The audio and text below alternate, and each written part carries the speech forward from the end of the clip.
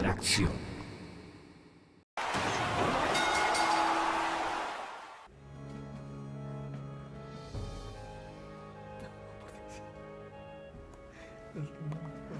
Marvel, deje de bailar disco, por Dios. Gracias por seguir con nosotros. Álvarez de Santi y Carlos Alvarado aseguran que es necesario entrarle al IVA, impuesto de valor agregado, e incluso aumentar la tasa del 13 al 15%. Ese impuesto es el que ustedes podrían encontrar si revisan sus facturas, digamos, un 13 que les cobran, ¿verdad? El déficit fiscal, la plata que nos hace falta para pagar nuestros gastos, se proyecta a 6.5% del PIB. Y para estos candidatos, este aumento del IVA es tan opcional como la muerte. O sea, de muchos se puede escapar, pero de la muerte no. Yo les pregunto, ¿es opcional, gente, aumentar el IVA? ¿Hay otras maneras? ¿O en efecto es imperativo aumentar la tasa del impuesto, este impuesto de valor agregado? Yo creo que hay un claro entendimiento de parte de un sector del país cuando hace énfasis en que es muy diferente hablar de un paquete de impuestos a una gran reforma fiscal. Si en algo este gobierno ha sido sumamente irresponsable, y me parece que en otras oportunidades lo he mencionado en este programa, es en la inconstitucionalidad de financiar gasto corriente del Estado con deuda. Actualmente la deuda se está elevando, pasó del 45% del PIB y el Fondo Monetario Internacional prevé que perfectamente puede estar llegando al 60% del Producto Interno Bruto del porcentaje de deuda. Eso simplemente habla de una realidad que es sumamente tangible. Es el hecho que el gobierno está gastando más de lo que recibe y no hay una proporción real entre ese gasto y el déficit fiscal. Es decir, actualmente el gobierno ha tenido una política que nada tiene que ver con austeridad. Vimos como el gobierno de Luis Guillermo Solís aprobó el famoso decreto de la austeridad, que era bastante ridículo aprobar recortes en importación de vehículos para instituciones públicas, para dietas y viáticos, pero el gobierno le tiene totalmente miedo a ponerle un tope a los privilegios de los salarios del sector público. Dentro de ese marco que nos está permitiendo, ¿verdad? Yo creo que el aumento no es la salida para contrarrestar el déficit, por varias razones. Hay pérdida del poder adquisitivo, es decir, cada vez más se gasta más para consumir lo mismo. Los pobres son cada vez más pobres por ese tipo, porque al final, en los bolsillos de quienes se ve reflejado esto, en el de nosotros, como dirían los ciudadanos de a pie.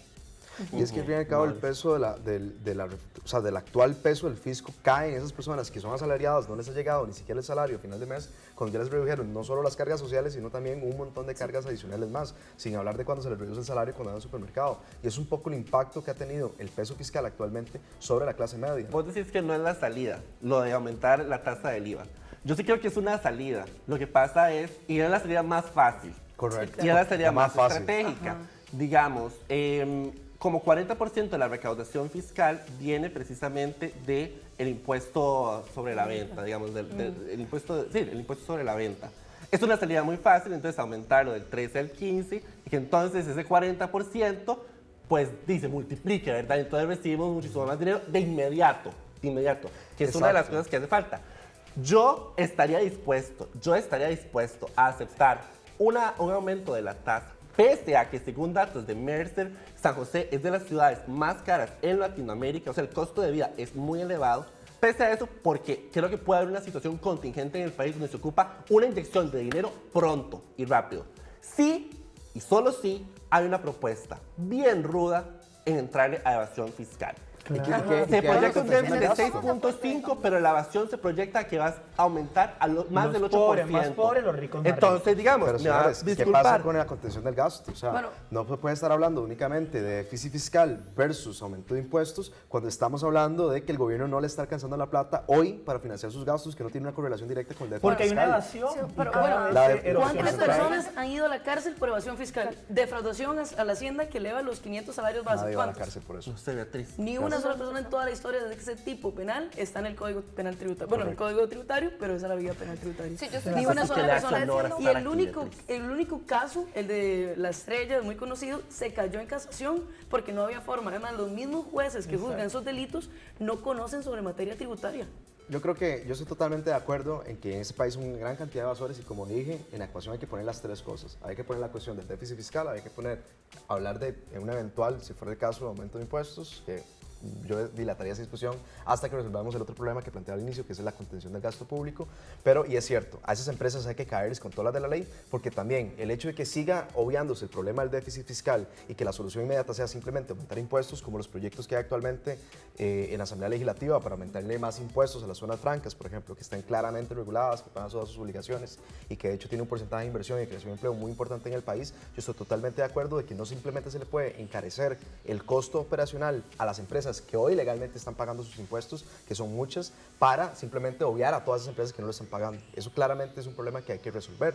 Pero el otro tema que me parecía importante plantear ahí es que también en Costa Rica pagamos bastantes impuestos, por eso simplemente la solución no puede ser un aumento del costo. Sí, y ojo, para mí no cuando hablamos de un aumento del 13 al 15, no es simplemente un aumento del impuesto de ventas, es un impuesto del valor agregado. Es decir, a la hora de pagar ese impuesto hay que sumar todo en la cadena de producción de una empanada con queso, hay que sumar todos los costos de producción de la harina, de la importación del maíz, de la importación del trigo, del costo del queso, etc. De una u otra forma, ese costo se le traslada al consumidor final, Marvin. Entonces, Exacto. de una u otra forma, esta reforma fiscal, como está planteada actualmente, sí tiene un costo significativo en el carretillo del supermercado de todas las familias costarricenses. Sí lo tiene y el gobierno ha minimizado ese costo. Pero por otro lado, sí ha maximizado el impacto que puede tener, por ejemplo, el impuesto a Netflix, diciendo que convirtiendo a los bancos en recaudadores de impuestos, entonces usted literalmente post de casa presidencial, usted va a poder ver Netflix tranquilo en su televisor sabiendo que sí se pagan las ayudas sociales de Limas, por ejemplo, cuando realmente el monto es risible en comparación Bueno, pero con con el el impacto No del se puede sector grabar, público. ¿verdad? Según el TLC, hay un inciso específico donde se prohíbe grabar todo lo que tiene que ver con los programas como Netflix. Y no, te digo una cosa, y en Colombia lo intentaron, es es un cierto. copy-paste de la reforma de Te Colombia. ves tan sexy cuando sacas esos datos inesperados. ¡Qué bárbara, mae! Bueno, otro problema que curiosamente nos cuesta 6.5% de lo que generamos es el transporte. ¿Usted sabía esto? Con eso nos costaríamos el déficit entero, mae. Pusimos a prueba a los de a pie a ver qué tan caro tienen el panorama del transporte público. Asuma el reto con ellos en este segmento y vea si usted lo tiene claro o... ay no. Danix.